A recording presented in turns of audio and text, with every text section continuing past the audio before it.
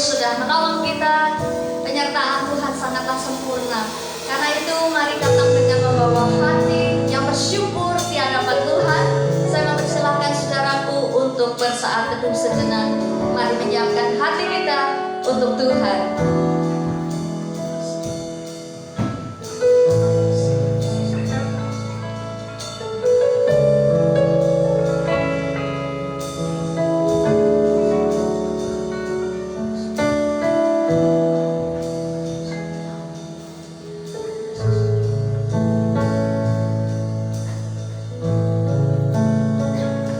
Cinta Kau, rahmat-Mu nyata bagiku,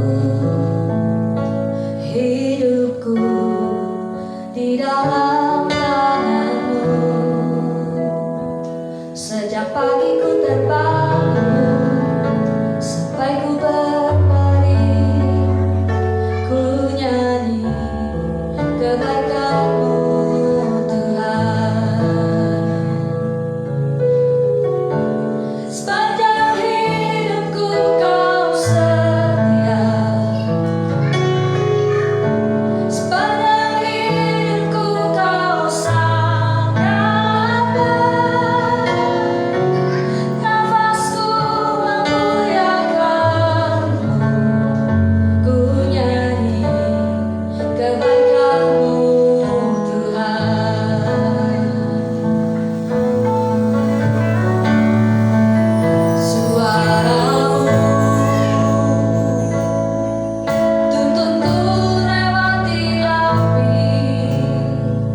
Dalam gelap Kau ada bagiku, ku tahu sungguh Kau Bapakku dan sahabatku. Ku saksikan kebaikan-Mu Tuhan. Sepanjang hidupku Kau setia,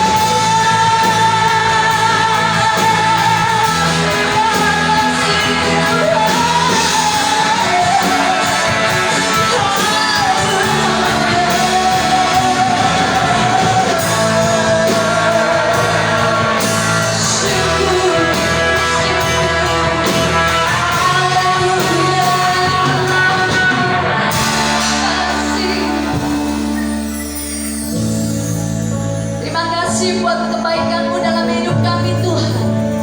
Kami menerima banyak cinta kasih-Mu dalam kehidupan kami. Terima kasih Tuhan, kalau Engkau tetap memberikan hati-Mu buat kami, sehingga kami boleh mendapatkan kehidupan yang indah di dalam Tuhan. Terima kasih Tuhan buat hari-hari yang kami boleh jalani bersama dengan Tuhan. Segala tuntunan-Mu, segala pimpinan-Mu, segala jalan-jalan-Mu yang sudah Tuhan berikan dalam hidup kami. Sekarang kami akan bersuka cita, mengucap syukur karena kebaikan Tuhan yang kami nikmati sepanjang hidup ini sungguh sangat luar biasa. Dalam kami membawa hati yang bersuka cita dan hati yang mengucap syukur di hadapan Tuhan, menjadi korban yang berkenan di hadapan-Mu. Kami segenap umat-Mu yang mengasihi Engkau. Terpujilah nama-Mu, jamah dan selamat kami sepanjang ibadah ini Tuhan. Biarlah nyanyian syukur selalu ada di dalam setiap mulut kami. Terpujilah Engkau Tuhan, dalam nama Tuhan Yesus yang siap bersuka cita bagi Tuhan, katakan amin. Haleluya. Sekali lagi selamat datang, shalom. Kita datang tempat ini karena kita haus lapar akan Tuhan, dan biarlah sukacita Tuhan yang akan melawat kita sekedar pagi ini. Kita akan kembali nama bersorak-sorai.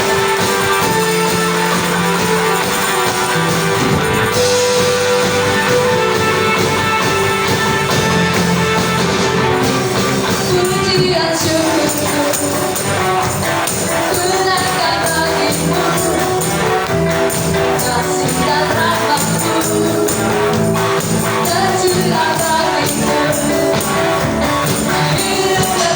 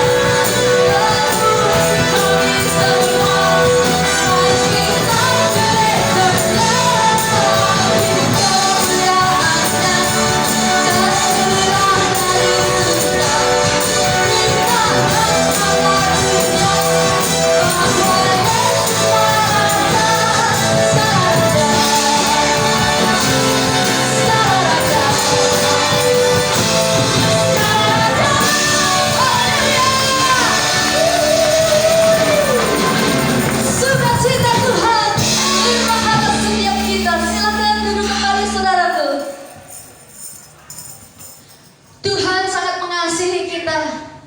Dan setiap perkataan yang tidak ada yang gagal. Tuhan itu tidak pernah gagal. Dia selalu ingat dan dia selalu setia dengan setiap perkataannya. Kitalah yang tidak setia. Kadang kita lupa Tuhan. Kadang kita lupa mengingat kebaikan Tuhan. Tapi hari ini kita mau satu suara, satu hati.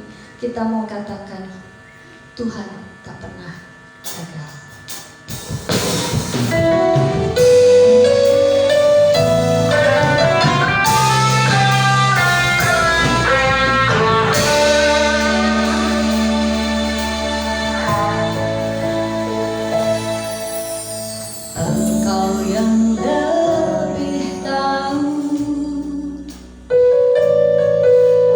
Cara untuk membuka jalanku, Engkau yang lebih mengerti.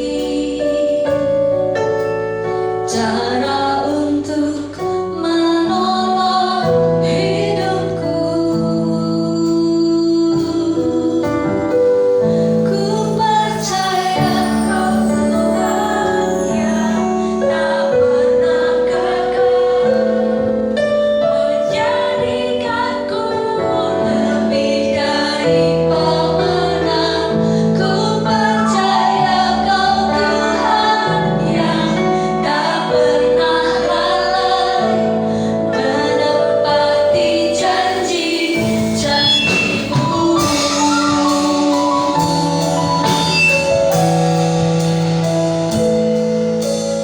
Engkau yang lebih tahu cara untuk membuka jalanku. Engkau yang lebih mengerti cara untuk menolong hidupku. Ku percaya Kau Tuhan yang tak pernah gagal, menjadikanku lebih dari pemenang. Ku percaya Kau Tuhan yang tak pernah lalai, menepati janji-janji-Mu. Ku percaya Kau Tuhan yang tak pernah gagal, menjadikanku lebih dari pemenang. Ku percaya Kau Tuhan yang tak pernah lalai, menepati janji-janji-Mu. Datang berdiri Bapak Ibu. Ku percaya Kau Tuhan yang tak pernah gagal, menjadikanku lebih dari pemenang. Ku percaya Kau Tuhan yang tak pernah lalai, menepati janji-janji-Mu. Ku percaya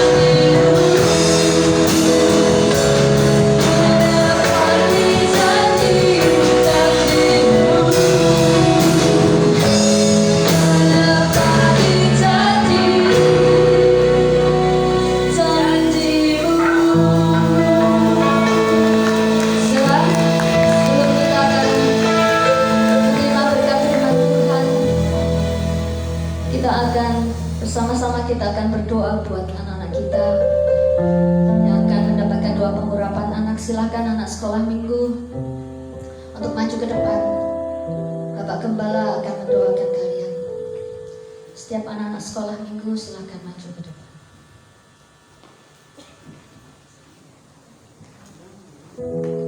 Percaya kau Tuhan yang tak pernah gagal menjadikanku lebih dari pemenang. Ku percaya kau Tuhan yang tak pernah lalai menepati janji-janjimu.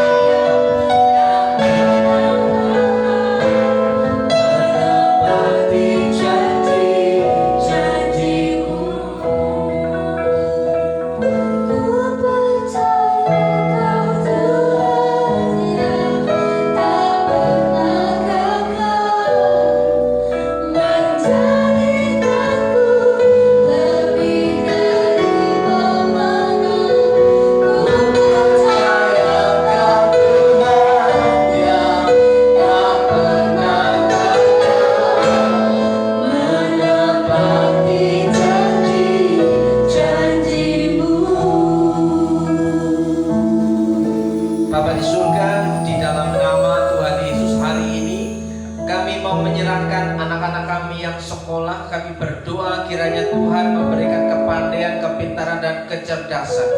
Terlebih hikmat Tuhan turun atas anak-anakmu ini Tuhan, supaya generasi ini menjadi generasi yang berguna, bermanfaat, berdampak dalam kehidupannya bagi sesama Tuhan. Dan kami rindu Tuhan, mereka menjadi generasi yang kuat di dalam berkat nama Yesus. Hikmat turun atas kehidupan anak-anak kami ini Tuhan. Masa depan terjadi kilang gemilang yang penuh dengan harapan di dalam berkat nama Tuhan Yesus Kristus. Dalam nama Tuhan Yesus diberkati engkau, di dalam nama Yesus kiranya engkau menjadi orang yang dapat dipakai oleh Tuhan. Berikan Tuhan hikmat-Mu turun atas anak ini dalam nama Tuhan Yesus Kristus. Dalam berkat nama Tuhan Yesus, hamba berdoa kiranya Tuhan menolong, memberikan kepandaian, kecerdasan, daya ingat dan pertumbuhan. Dalam berkat nama Tuhan Yesus, hikmat Tuhan turun dalam nama Yesus. Haleluya. Dalam berkat nama Yesus, kiranya berkat kemurahan Tuhan terjadi atas anak ini, dan hikmat-Mu, kemurahan-Mu nyata. Dalam berkat nama Yesus, pertolongan Tuhan nyata atas. Haleluya. Di dalam berkat nama Yesus, masa depan ada padamu. Kiranya hikmat Tuhan dan kecerdasan, kepandaian turun atasmu dalam nama Tuhan Yesus. Haleluya. Dalam berkat nama Yesus, kemurahan, kepandaian dan berkat Tuhan, hikmat Tuhan turun atasmu dalam nama Yesus. Masa depan yang penuh dengan harapan terjadi padamu dalam nama Yesus. Dalam berkat nama Yesus, kiranya hikmat Tuhan turun atasmu, biar Tuhan memakai hidupmu, masa depanmu di masa-masa yang akan datang. Kiranya kemurahan Tuhan terjadi atasmu dalam nama Tuhan Yesus. Haleluya, haleluya, haleluya, haleluya, haleluya. Menepati janji-janji-Mu. Ku percaya kau Tuhan yang tak pernah gagal menjadikanku lebih dari pemenang. Ku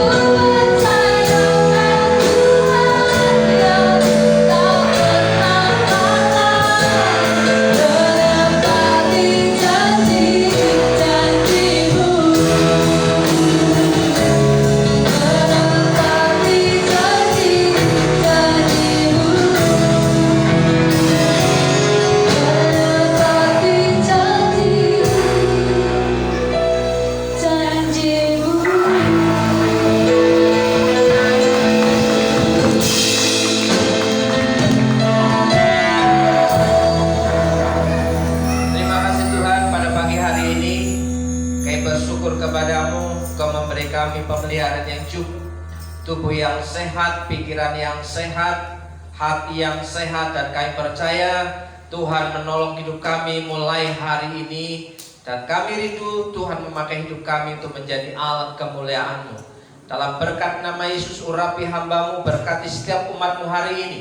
Berkat Tuhan dan mukjizat terjadi di dalam berkat nama Yesus. Saudara yang percaya bahwa kemurahan Tuhan itu masih tersedia hari ini, katakan amin. Amin. Silakan duduk.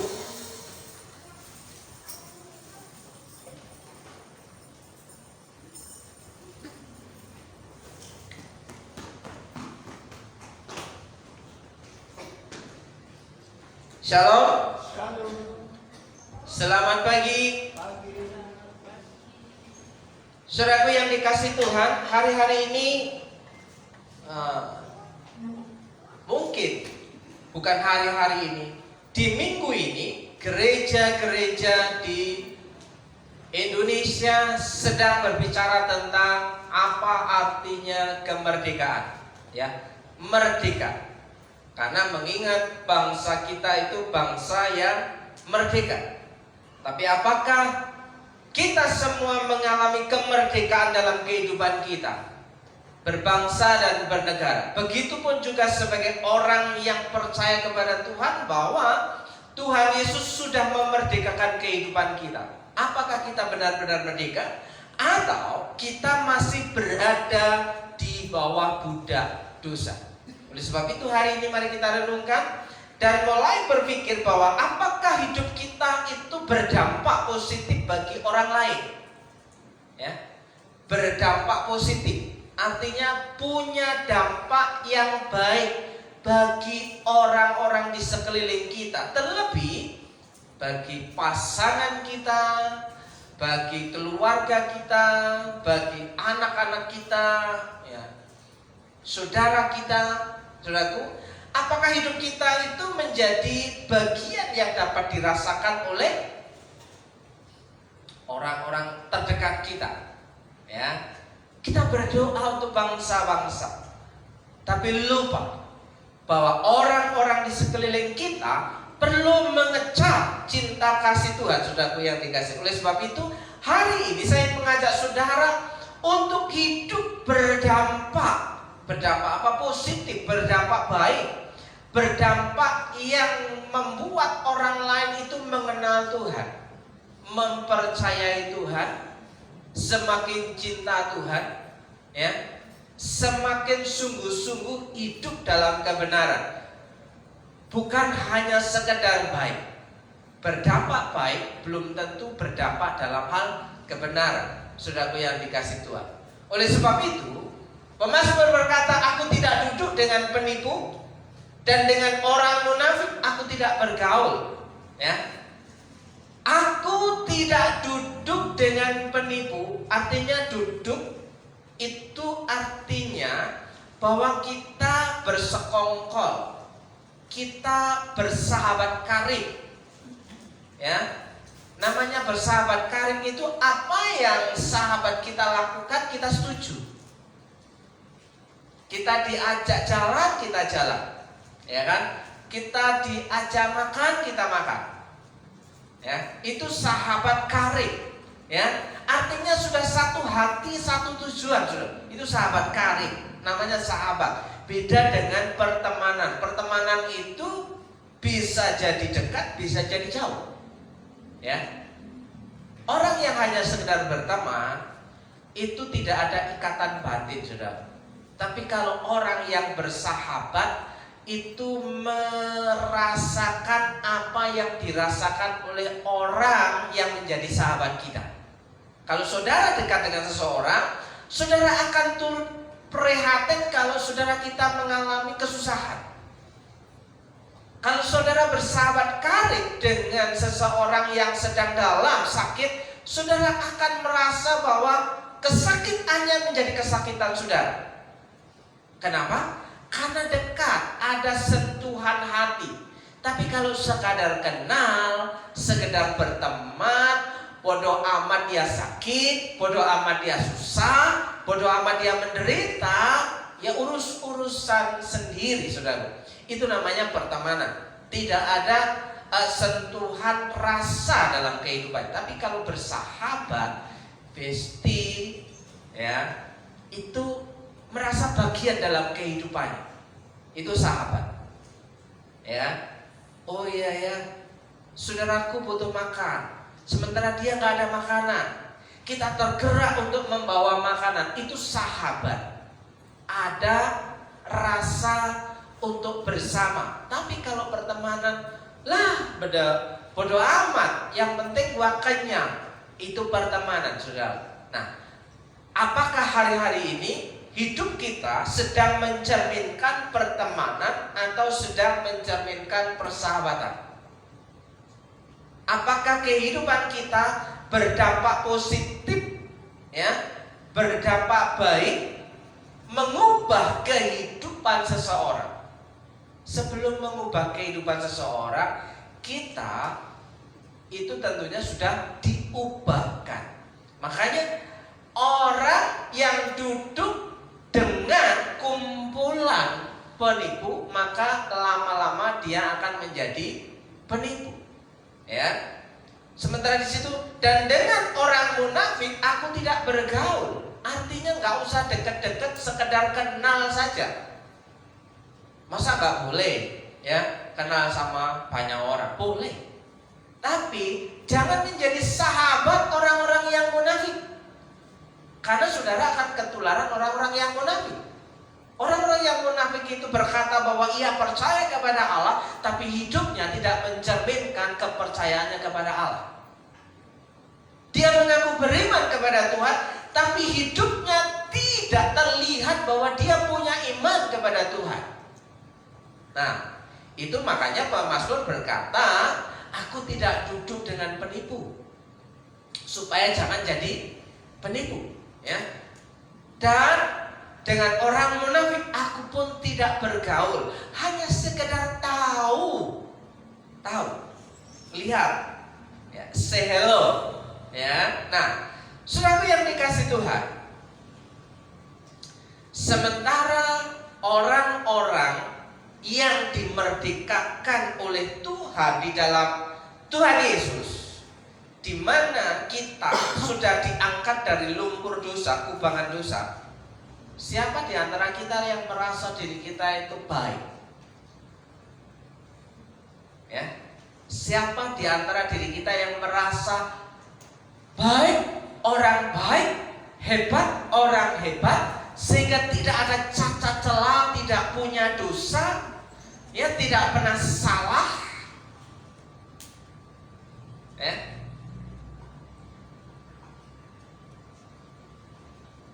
Maka dia seharusnya sudah diangkat ke surga, ya, seperti Henok. Karena Henok itu bergaul karib dengan Allah, dia menjadi sahabatannya Allah, satu-satunya tokoh yang langsung, ya, tidak mengalami kematian, dia diangkat oleh Tuhan, ya. Henok cuma satu, tidak ada Henok kedua, Henok ketiga. Saudaraku yang dikasih Tuhan, kalau hari ini kita datang kepada Tuhan merasa baik, itu keliru. Kita datang ke gereja karena kita orang rusak, orang yang butuh dipulihkan, orang yang butuh dibenarkan. Itu sudah tepat. Karena orang-orang yang berkumpul beribadah kepada Tuhan itu orang-orang yang sedang mengalami rawat jalan. Kalau rawat jalan itu kan tidak menginap, saudara yang dikasih Tuhan, ya. Orang rawat jalan itu berobat, konsultasi, ya, terus melakukan apa yang menjadi pesan di rumahnya. Itu namanya rawat jalan. Sementara orang yang datang ke gereja itu sedang rawat jalan supaya apa? Hidupnya mengalami pemulihan dan pembenaran, saudara. Kan aku sudah dibenarkan oleh, iya betul. Tapi masalahnya berubah nggak kehidupan kita, saudara? Nah, saya percaya kepada Tuhan tapi masih khawatir. Saya percaya kepada Tuhan tapi masih takut. Saya percaya kepada Tuhan tapi hatinya tetap bergejolak, saudara. Nah, untuk sampai titik itu, saudaraku, kita butuh yang namanya latihan mengandalkan Tuhan, latihan menyerahkan hidup kita kepada Tuhan. Ya, siapa yang tidak mengalami khawatir, siapa yang tidak mengalami rasa takut kegentaran dengan kehidupan saat ini? Tapi ketika mulai belajar, ya, menyandarkan diri kita kepada Tuhan, maka hidup kita akan mengalami ketenangan, saudara.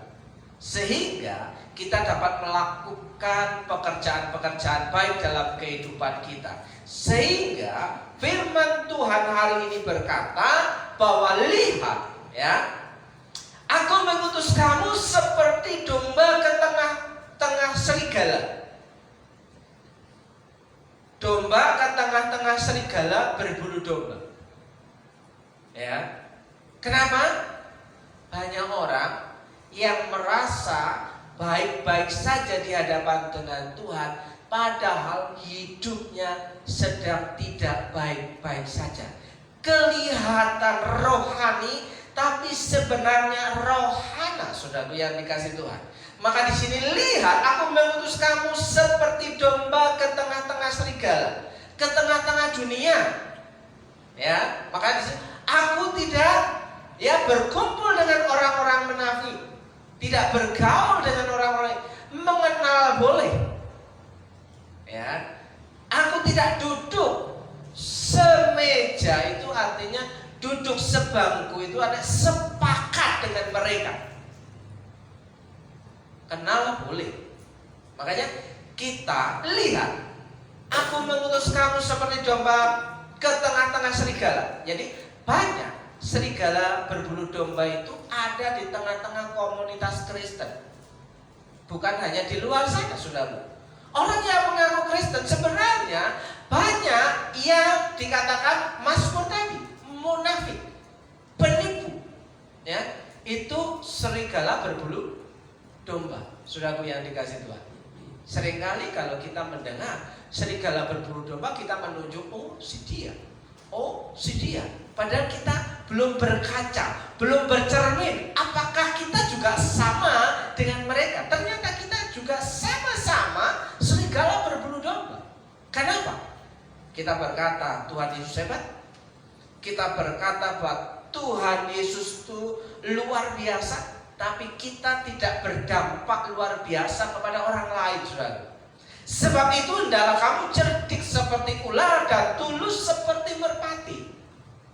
Cerdik. Makanya anak-anak kita itu hari ini tergerak untuk didoakan. Supaya apa? Anak-anak itu cerdik seperti ular dan tulus seperti merpati. Jangan cerdik kehilangan ketulusan, itu namanya culas. Terlalu cerdik tapi tidak punya ketulusan, itu namanya culas, curang, saudara. Orang yang terlalu tulus, tidak memiliki kecerdikan, itu namanya, kita kan harus tulus, ya kan, berpikir positif.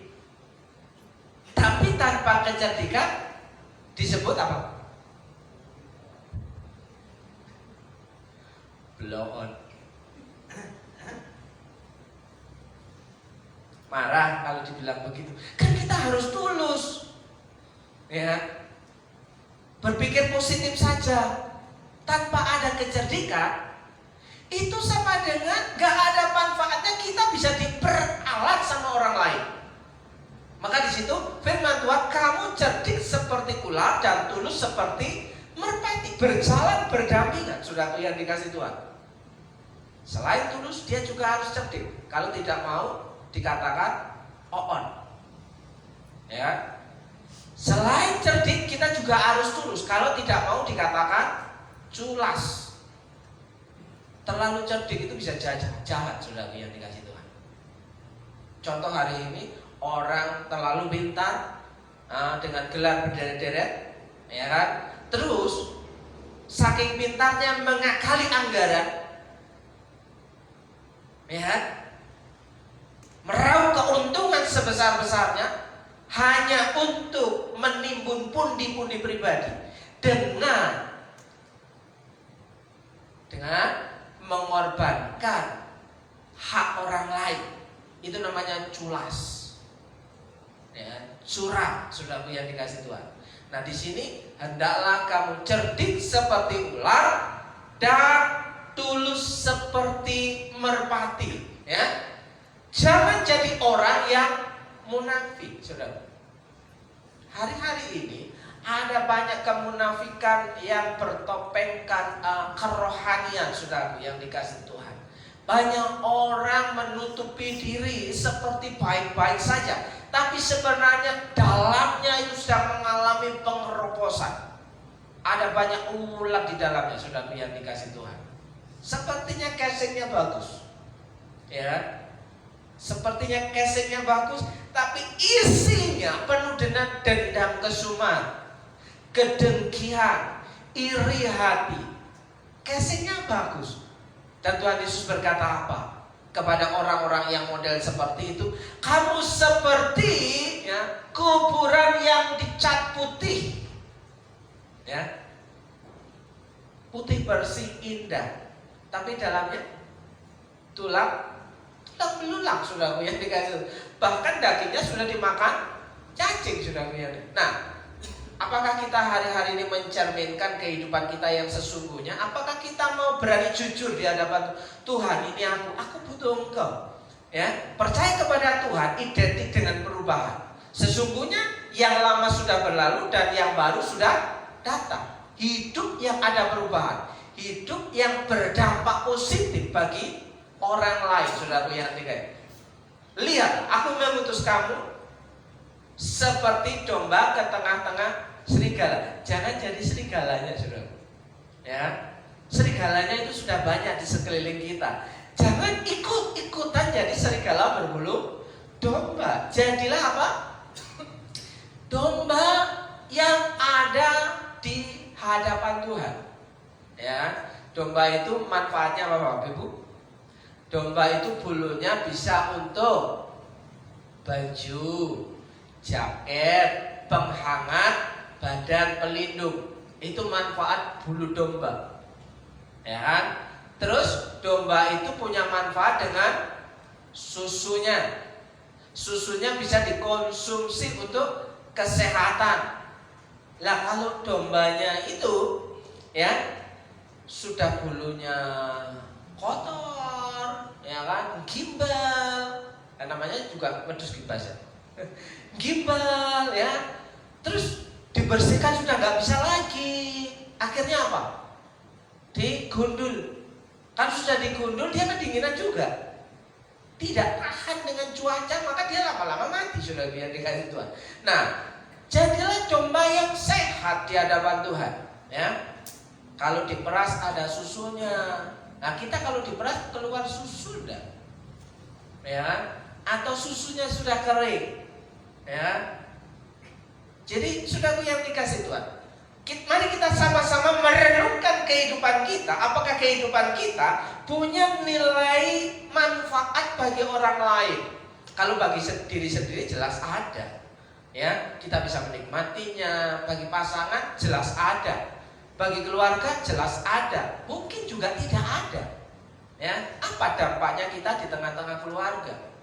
Ya, oleh sebab itu mari kita sama-sama merenung. Jangan jadi orang yang munafik, saudara yang dikasih Tuhan.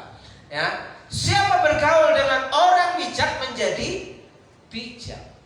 Pergaulan kita menentukan kehidupan kita. Sekali lagi, Mazmur tadi berkata, aku tidak duduk bersama dengan penipu. Kalau tidak mau jadi penipu. Aku tidak bergaul dengan orang munafik. Kalau tidak mau jadi orang munafik. Loh, bagaimana kalau di tengah-tengah lingkungan kerja kita seperti itu? Ya, pembahasannya nanti berbeda. Sudah kelihatan. Tapi di sini jika engkau bergaul karib dengan mereka, engkau akan ketularan. Ya, pepatah Tionghoa, pepatah Cina kuno mengatakan bahwa dengan siapa engkau bergaul, maka disitulah nasibmu ditentukan. Siapa yang ada di sampingmu menentukan kesuksesanmu. Bahkan siapa yang menjadi pasanganmu, siapa yang menjadi istrimu. Kenapa pepatah Tionghoa itu cenderung patria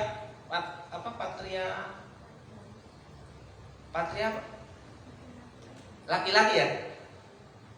Siapa yang menjadi istrimu itu yang akan menentukan kesuksesan suaminya. Ya, itu filosofi yang ada, saudara.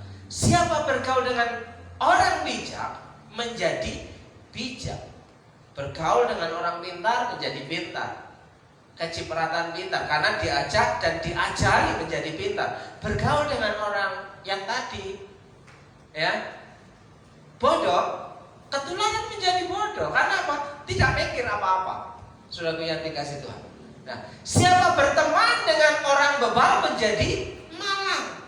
Orang bebal itu nggak bisa dikasih teguran. Orang bebal tidak bisa dikasih nasihat, saudaraku yang dikasih.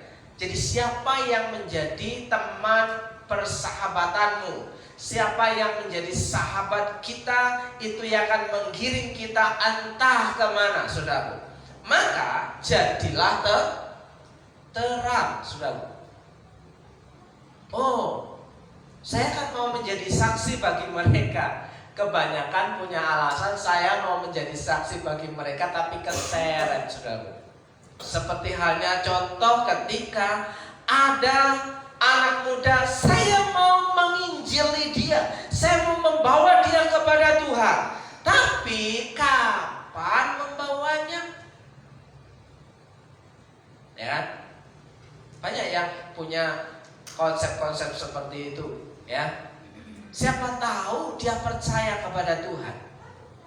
Siapa tahu sampai kapan? Pertanyaannya. Nah, kalau ada kesaksian 1-2 orang itu tidak menjadi patokan, saudara. Tidak menjadi patokan, itu pengalaman masing-masing, ya kan? Pengalaman masing-masing. Maka siapa bergaul dengan orang bijak menjadi bijak. Jadilah orang yang bijaksana dan bijak sini. Ya, bijaksana dan bijak sini. Nah, saudaraku, jadilah terang. Jadilah terang. Ayat ini ayat yang menjadi kegemaran, tapi melakukannya belum tentu bisa, saudara. Ya kan? Kamu adalah terang dunia. Coba lihat kanan kiri. Kamu adalah terang dunia. Ya. Tapi orang lain melihat kita itu gelap. Kenapa? Gak ada yang dicontoh satupun. Ya. Padahal status kita, status saudara itu adalah kamu adalah terang dunia. Ya. Kota yang terletak di atas gunung tidak mungkin tersembunyi. Artinya terang itu kelihatan. Jadi kehidupan kita itu dipantau oleh semua orang, saudara. Dipantau oleh tetangga kita, dipantau oleh saudara kita, dipantau, bahkan dipantau oleh dunia melewati sosmed yang saudara miliki. Semua mata memandang. Siapa kita? Apakah kita itu benar-benar terang dunia? Nah, saudaraku, sistem dunia itu seperti korek, saudara. Saya punya 2 korek, saudaraku. Ya. Satu korek ini yang sudah habis minyaknya, isinya, satu korek yang masih full, ya, masih penuh. Sistem dunia, sistem persahabatan yang ada di pertemanan dalam dunia, ibarat seperti korek yang punya terang, ya, punya terang. Kamu adalah terang dunia, menerangi, ya, karena masih ada isinya, masih ada minyaknya, masih bisa terang. Dan walaupun ada di tengah-tengah kegelapan, dia akan tetap menyala terang, kelihatan dari jauh, saudara. Tapi kalau korek itu sudah tidak ada isinya, redup lama-lama mati.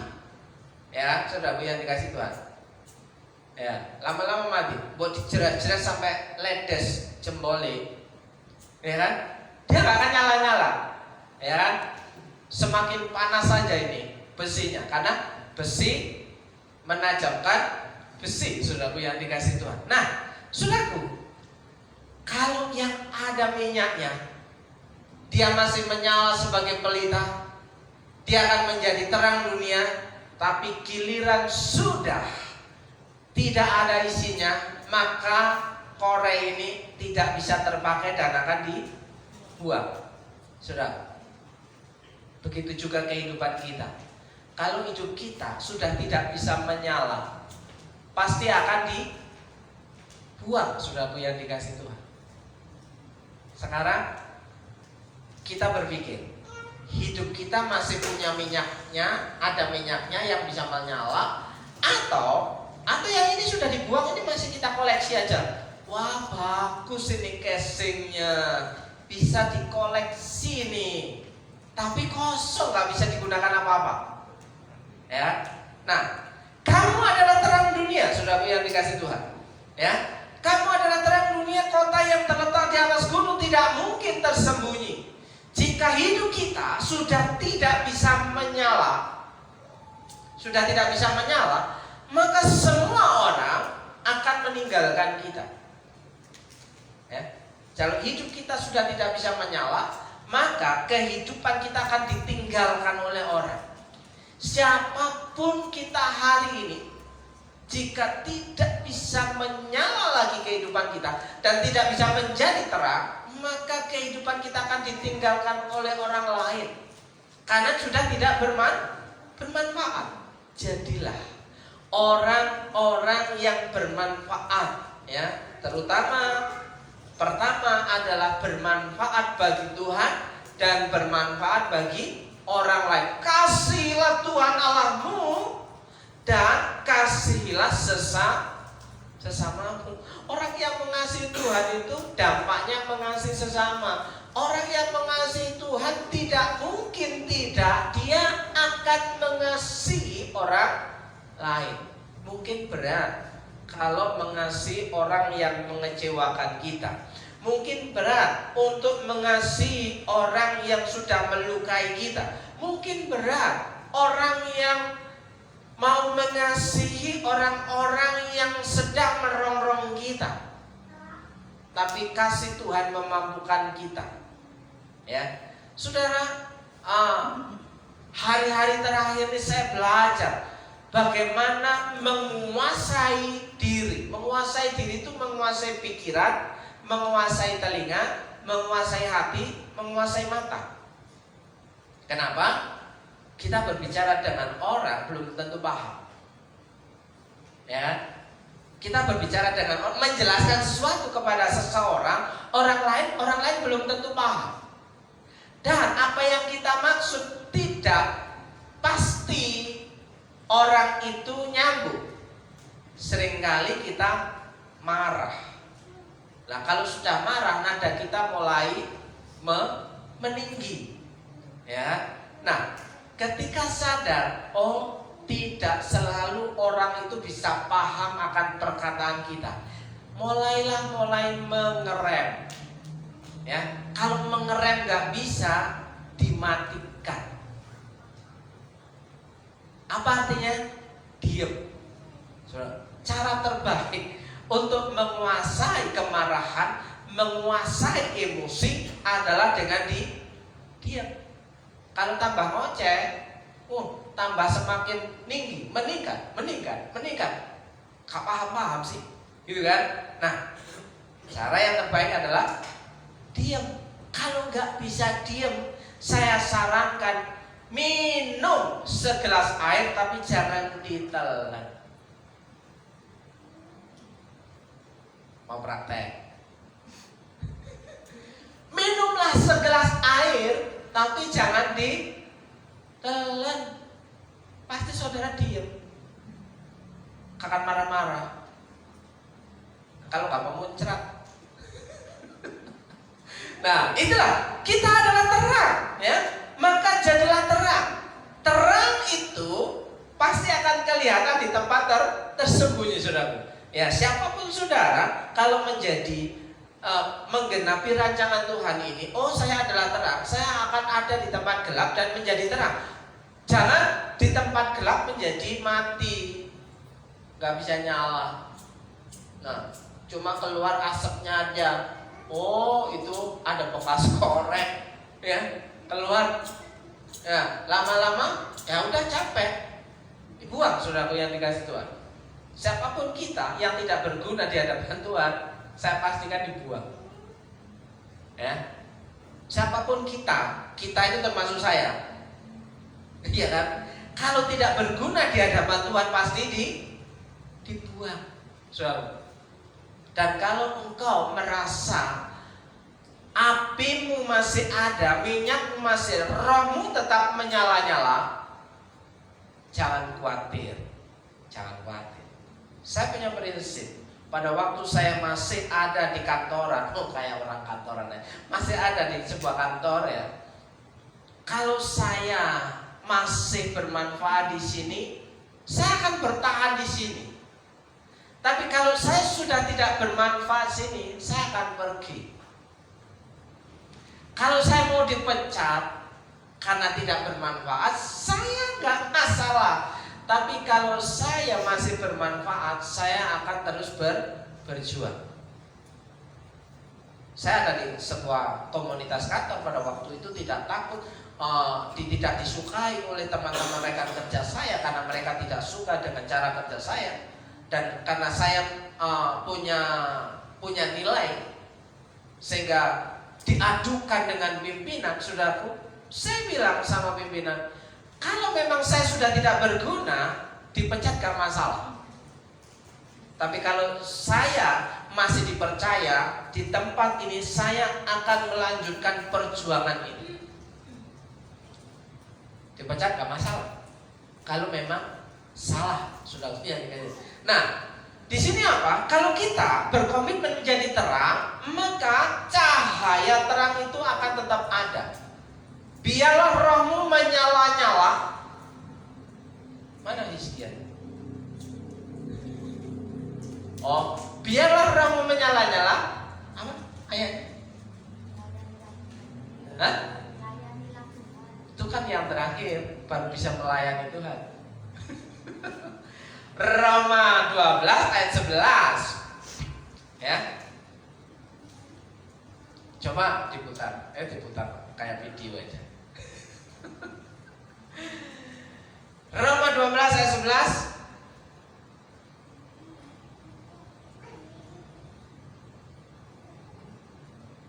Ketemu?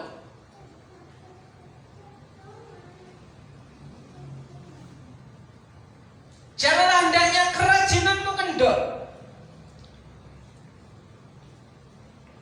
Kamu adalah terang.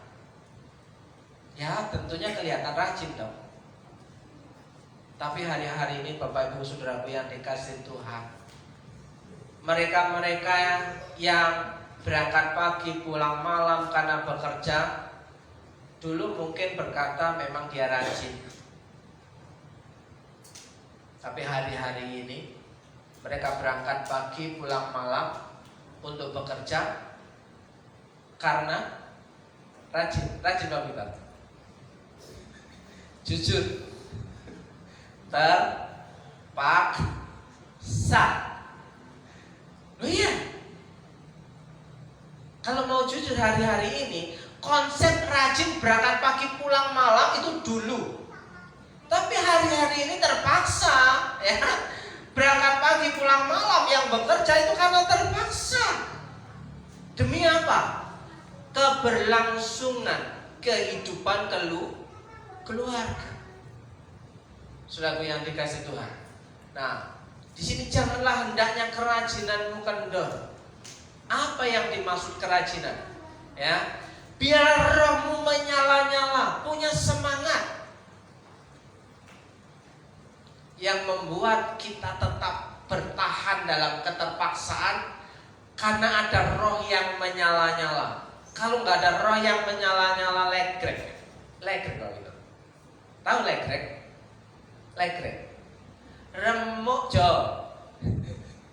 remuk jeruk ya. Tapi karena ada semangat, kita bisa melakukan rutinitas harian itu dengan kekuatan yang ekstra, saudaraku yang dikasih. Walaupun lelah, walaupun capek, walaupun sakit, dipaksa untuk tetap bangun pagi. Maka bersyukur saudaraku yang saudara mendapatkan kemurahan Tuhan berbeda, ya kan? Kemurahan Tuhan yang berbeda. Masing-masing setiap kita punya jatahnya masing-masing, saudaraku. Maka janganlah hendaknya kerajinanmu kendor, artinya lakukan bagianmu, biarlah rohmu menyala-nyala, tetaplah layanilah Tuhan. Kalau enggak, saya sudah pensiun. Kenapa? Karena terpaksa. Aduh, sudah kadung jadi pendeta, mau mundur malu, mau maju,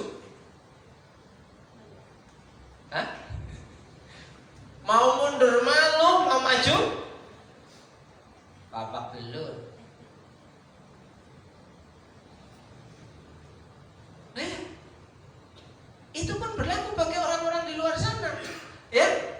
Mau berhenti, belum ada cadangan, maju terus, remuk. Sama saudaraku yang dikasih itu, kayak gak rohani memang saya gak rohani, saudara. Loh, masa pendeta kok ngomongnya kayak gitu? Realita, saudaraku yang dikasih Tuhan. Setiap orang punya perjuangannya masing-masing. Kalau tidak punya roh yang menyala-nyala, semangat di dalam Tuhan, tidak bisa melayani Tuhan. Bayangkan pergi pagi pulang malam, ya, langsung datang ke gereja latihan. Itu kan Pak Victor. Kadang-kadang harus lembur pagi langsung pelayanan. Kalau orang lain pasti izin ya Pak. Tuh saya capek banget hari ini, lembur, badanku gerah, kan? Coba bayangkan kalau model tipenya seperti itu, saudaraku, ibadah akan solusinger. Mari Bapak Ibu, karena yang main musik lagi capek semua, ya, pada izin. Nah, kita akapelaan aja. Loh iya toh? Karena yang lain gak ada mau melayani kok, gak punya roh yang menyala-nyala. Lah kalau yang main ini gak ada gantinya, saudara yang dikasih Tuhan. Anak-anak saudara tidak dikasih untuk apa? Dididik untuk melayani Tuhan. Yang nanti lama-lama sudah tua. Gak ada semua. Tinggal yang ada di sini WL-nya doang. Ya sudah rajin-rajin, gitu kan? Terus yang nomburi kono main itu habis pelayanan di Pak Dewe. Oh no. Loh, anaknya siapa yang dididik hari-hari ini untuk belajar main musik? Ya, belajar main gitar, belajar main keyboard, belajar main drum. Mana diajarin main game? Ya kan? Nanti generasi yang tua nggak ada, pemusiknya nggak ada, ditutup pakai lampu semua, ya.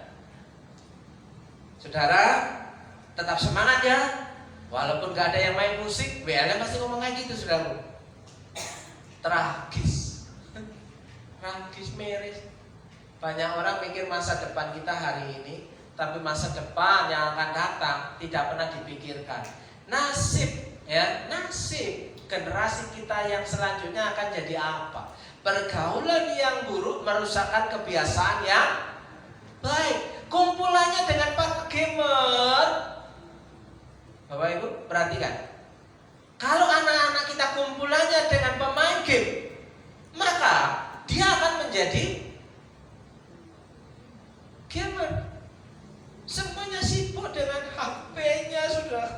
Ya ampun, kemana-mana. Yang sibuk dengan HP-nya, nggak noleh ke kanan ke kiri. Ayo kita partai game. Duduk di mana saja game. Otaknya game. Berkumpul dengan orang bijak akan menjadi bijak. Berkumpul dengan orang-orang pekerja keras, kita akan terlular menjadi orang-orang yang giat bekerja. Berkumpul dengan orang-orang munafik, kita akan menjadi orang munafik. Apakah salah saya ngomong kayak gini? Bukankah itu firman Tuhan? Ya, oke, Bapak Ibu, kamu adalah terang dunia. Sekarang kita akan lihat di sini. Berkumpullah dengan orang-orang yang bergaul dengan Tuhan. Nasihat terakhir Bapak Ibu, sebenarnya kalau nasihat sudah terakhir itu nggak perlu nasihat selanjutnya sudah yang Tuhan. Kenapa? Sudah terakhir. Mau ngomong apa lagi? Ya kan? Ibaratnya wasiat lah ya. Wasiat itu kata-kata terakhir, ya. Mazmur 92 ayat 13, orang benar akan bertunas seperti pohon korma. Tahu pohon korma? Buah korma tahu? Ya, biasanya muncul di musim bulan puasa. Bulan Ramadan muncullah buah kurma di jalan-jalan. Ya. Buah kurma itu aslinya ada di dataran Arabia, daerah padang gurun, ya. Tapi pohon kurma ini begitu bisa hidup karena apa? Akarnya itu menancap kedalaman sedalam-dalamnya. Coba bayangkan kalau pohon kurma itu ditanam di Purwokerto, cuma kedalaman 1 meter, kena badai, rukat, rubuh. Sementara di padang gurun pasir ada angin sakal angin badai, pohon kurma tidak roboh, kuat kokoh. Kenapa? Karena tertanam di dasar tanah dalam, saudara. Orang benar akan bertunas seperti pohon kurma, akan tumbuh subur seperti pohon aras di Libanon. Saya juga belum tahu pohon aras itu kayak apa. Wajar kon ini. Pohon aras gak ngerti, kon baik pohon aras. Gak usah lah jauh-jauh pohon aras ya. Seperti pohon jati. Yang lebih dekat. Karena gak ada yang tahu pohon aras. Gak tahu. Tahu pohon? Gak tahu. Ada yang tahu pohon aras? Udahlah saya ganti. Pohon jati. Ya kan? Pohon jati di mana ya? Jatilawang ya? Ada Bu Lastri. Ya, itu orang benar. Kalau kita bergaul dengan orang benar, kita akan menjadi benar. Kita bergaul dengan orang bijak, kita akan menjadi bijak. Kita bergaul dengan orang baik, kita menjadi baik. Kita bergaul dengan penipu, lama-lama jadi penipu. Saudaraku yang dikasih Tuhan. Maka orang benar akan bertunas di tengah-tengah ya kesulitan dunia ini. Ya. Di tengah-tengah dunia yang sulit ini, orang benar akan bertunas, akan tumbuh subur, dikatakan. Tumbuh subur. Artinya kalau dibilang subur itu masih bisa berbuah, saudaraku. Nah, orang yang punya terang, kamu adalah terang, hidupnya akan berbuah, saudaraku. Walaupun sampai tua. Jangan tua kan? Aku kan sudah tua, gitu kan? Masih bisa berbuah. Amin. Jangan bilang aku sudah tua mau pensiun aja, kayak pegawai negeri aja. Aku mau pensiun itu kayak pegawai negeri saja, saudaraku yang dikasih Tuhan. Ya, sementara orang-orang yang percaya kepada Tuhan itu tidak pernah pensiun. Nah, hidupnya akan terus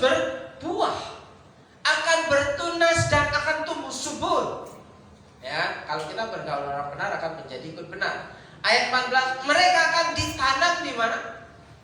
Di bait Tuhan. Bukan ditanam di tempat biliar. Loh iya loh. Ditanam di tempat kafe. Lah saya gimana Pak, mau kerja saya di kafe? Nah, tiap malam saya di kafe.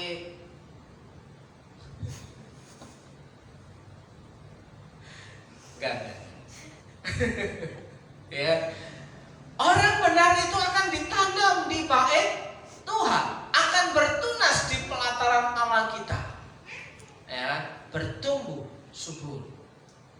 Kita coba cek. Secara rohani perjalanan kita cukup jauh. Secara umur kita udah tua. Ya, apakah kita bisa bertumbuh dan bertunas, apalagi menghasilkan buah? Atau seperti bonsai saja, hidup tapi nggak pernah tumbuh, nggak pernah gede-gede. Saudara tahu bonsai? Ya, nah itu pohon bonsai. Belakang. Nah, ya segitu aja saya umur sampai kita mati itu segitu aja. Karena apa? Ya tetap segitu aja. Memang namanya bonsai, dikerdilkan. Nah rohani kita yang tidak tertanam di bait Tuhan, di pelataran Allah akan kerdil. Saudaraku, nyawa kita itu akan mati, saudaraku. Tidak punya semangat, ya, tidak punya antusias, ya. Apalagi lama-lama kita undur diri, saudaraku, menghilang dari peredaran, punya ilmu halimun. Tahu halimun? Itu hilang, gitu. Ya kayak jelangkung lah, ya kan? Kadang-kadang nongol, kadang-kadang hilang. Ya itu jelangkung, saudaraku. Lah itu ibarat seperti ini loh. Ndi toh, gak ketok ya arek. Ndi toh, gak ketok arek. Nah, kalau yang ditanam di pelataran Tuhan, oh itu dia, kelihatan saudaraku. Nah, yang menilai siapa? Orang lain kan? Yang ngomong siapa? Orang lain saudaraku. Ditanam di bait Tuhan itu menjadi terang. Ya, apakah kita benar-benar menjadi terang Tuhan atau kita mau hidup kita yang enak-enak saja? Hidup itu ya ada enaknya, ada nggak enaknya, saudaraku. Imbang lah, ya. Kadang enak, kadang nggak enak. Kadang tertawa, kadang nangis. Loh iya. Kadang sukacita, kadang sedih. Kadang malam, kadang siang. Coba malam aja turut deh. Siang aja ngantuk. Iya kan? Nah, ditanam di bait Tuhan. Bapak Ibu pikirkan berulang. Kalau saya ditanam di bait Tuhan, di pelataran Allah, hidup saya kayak apa ya? Pikirkan, coba pikir. Kalau saya ditanam di bait Tuhan, di pelataran Allah, hidup saya kayak apa ya? Bu, gak pulang-pulang Pak. Gak pulang-pulang. Ya bukan begitu dong. Iya kan? Oke Bapak, perenungan sepanjang hidup. Apakah perjalanan rohani kita ditanam di bait Tuhan, di pelataran Allah, atau ya di pelataran yang lain, saudara? Ya. Ayat 15, pada masa tua pun mereka masih berbuah. Ya, pada masa tua pun mereka masih berbuah. Saya berpikir kemarin, ini mama saya sudah mulai lihat live streaming, HP-nya baru benar. Saya berpikir kemarin, jangan-jangan sudah saatnya Tuhan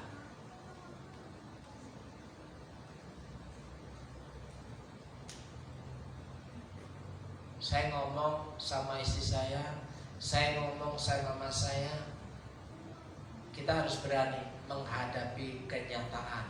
Kalau waktunya Tuhan, kita harus siap. Saya sudah berpikir ke sana, sudah begini. Iya. Sebulan full baru keluar rumah, keluar kamar, baru keluar dari pintu rumah. Sebulan full bapak saya ngandang di kamar itu. dan sebulan full ditolong oleh tetangga sebelah. Dicarikan rumput untuk kambing selama 1 bulan. Genap 1 bulan free, gak ada pertolongan lagi. Akhirnya apa? Hari ini ya, walaupun masih mengalami kesakitan, jangan naik-naik lagi ya Pak, Mak. Lah gimana kalau nggak naik? Siapa yang mau mengerjakannya? Oh iya ya, 74 tahun masih penekan. Ya kan? Pada masa tua pun mereka masih berbuah. Jangan bilang pensiun dong, kasihan dong. Apalagi yang masih sehat-sehat pensiun. Hati-hati loh kalau pensiun semuanya ya. Menjadi gemuk dan segar kayak Bu Cipto. Menjadi gemuk dan segar. Gemuk gak masalah Bu, tapi segar. Doa kita seperti pohon kurma, ya kan? Berbuah di tengah-tengah padang gurun pasir, di tengah-tengah kesulitan musim kering, tidak ada hujan, tapi masih bisa berbuah, ya kan? Nah, tua pun masih berbuah untuk memberitakan bahwa Tuhan itu benar, bahwa Ia gunung batuku dan tidak ada kecurangan padanya. Artinya apa yang diperkatakan Tuhan dalam Alkitab itu iya dan amin. Apa kita masih percaya firman Tuhan itu iya dan amin? Praktekkan saja. Nggak usah jauh-jauh ngomongnya terlalu panjang. Apakah kita percaya kepada firman Tuhan itu sebagai kebenaran bahwa iya dan amin? Ya praktekkan saja. Sesimpel itu saudara. Nah, bagian terakhir, jangan padawan roh, tetap menyala-nyala. Pak, maju Pak. Tetap menyala-nyala. Semakin beriman, semakin taat ya. Makanya renungan pagi hari ini, hati-hati bicara nih. Renungan pagi hari ini di grup WA, hati-hati bicara nih. Ya, semakin beriman semakin taat. Tidak ada yang lain. Ketaatan kita itu membuahkan hasil, sudah yang dikasih Tuhan. Oke Bapak Ibu yang dikasih Tuhan, selamat menjadi pelita, selamat menjadi terang, selamat menjadi orang baik, selamat berbuah, dan buahmu itu tidak busuk, bisa dinikmati oleh banyak orang. Selamat untuk hidup saudara. Semakin punya iman yang kuat, semakin tambah taat, bukan tambah murtad. Sudah, semakin tua semakin berbuah, semakin tua semakin berdampak. Haleluya.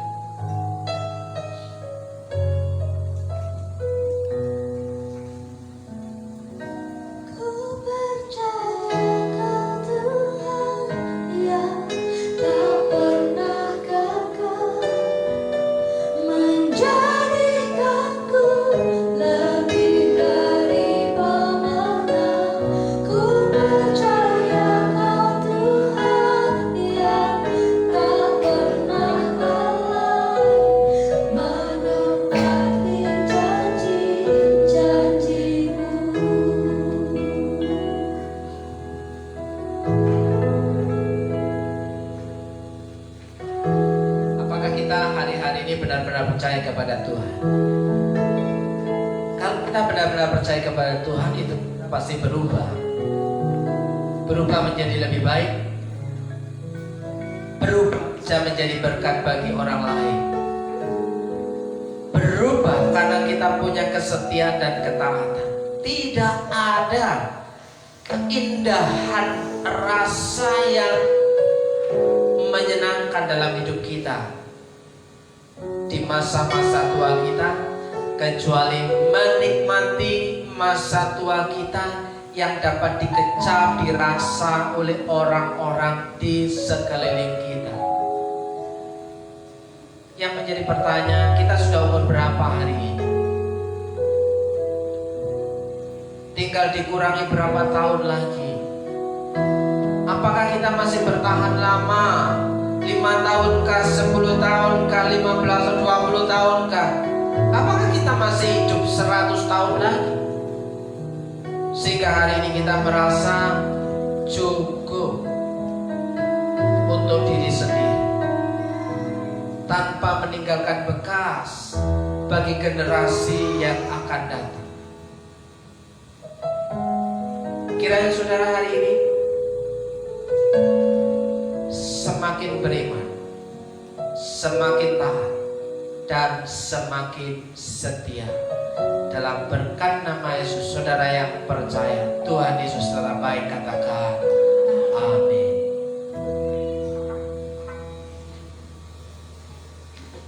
Puji Tuhan, kita sudah diberkati dengan firman-Nya. Sekarang kita akan memberikan yang terbaik buat Tuhan. Saya persilakan untuk para petugas maju ke depan. Mari kita berdoa. Bapa di dalam surga, dalam nama Tuhan Yesus mengucap syukur untuk berkat-Mu yang kami boleh terima dari firman yang boleh kami dengar pada hari ini atau pagi ini. Kiranya Tuhan mau terus berbicara lebih lagi dalam hidup kami, dan kalau sebentar kami akan memberikan yang terbaik untuk Engkau Tuhan. Kiranya Tuhan memberkati setiap umat-Mu yang memberi dengan sukacita. Terpujilah nama-Mu dalam nama Tuhan Yesus. Amin. Kemuliaannya tercurah dari surga, penuhi kami semua, berilah berkat-Nya. Api kemuliaannya tercurah dari surga, limpahkan daya-Nya, bawa Yesus raja.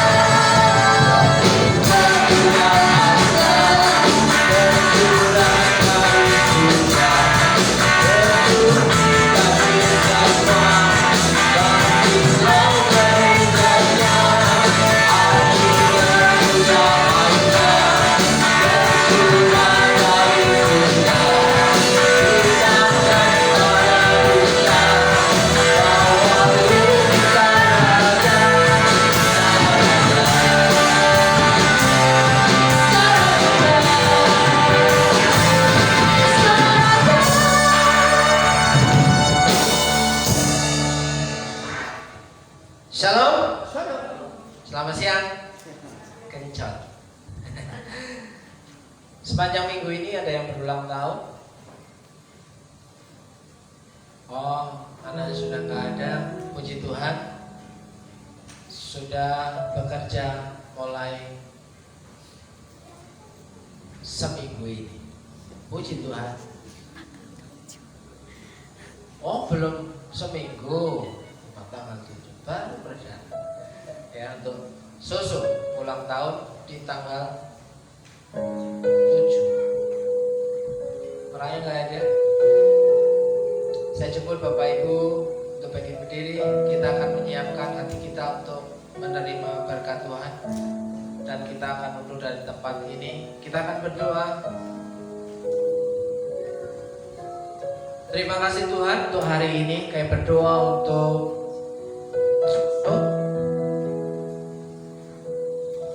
di hari ulang tahunnya, kiranya Tuhan menolong hidupnya, dan Tuhan memberkati masa depannya. Berikan kekuatan dan kesehatan supaya apa yang menjadi rancangan Tuhan dalam hidupnya tergenapi, menjadi terang dan menjadi berkat bagi banyak orang. Dalam berkat nama Yesus berdoa untuk jemaat Tuhan yang sedang mengalami lemah tubuh, lemah iman, lemah semangat. Kiranya Tuhan memberikan kekuatan, pemulihan dan kesehatan. Dalam berkat nama Yesus, biarlah Tuhan yang menopang kehidupan mereka. Tidak ada yang mustahil bagi Tuhan. dan bagi orang-orang yang tetap percaya kepada Tuhan. Dalam berkat nama Yesus, saudara yang dikasih Tuhan, kiranya kita pulang dengan menerima berkat Tuhan. Jika engkau baik-baik mendengarkan suara Tuhan Allahmu dan melakukan dengan setia segala perintahnya yang kusampaikan kepada pada hari ini, maka Tuhan Allahmu akan mengangkat engkau di atas segala bangsa di bumi. Segala berkat ini akan datang kepadamu dan menjadi bagianmu. Jika engkau mendengarkan suara Tuhan Allahmu, dalam berkat nama Yesus, Tuhan memberkati engkau dan melindungi engkau. Tuhan menyinari engkau dengan wajahnya dan memberi engkau kasih karunia. Tuhan menghadapkan wajahnya kepadamu dan memberi engkau damai sejahtera. Dalam berkat nama Yesus, diberkati hidupmu, diberkati keluarga rumah tanggamu,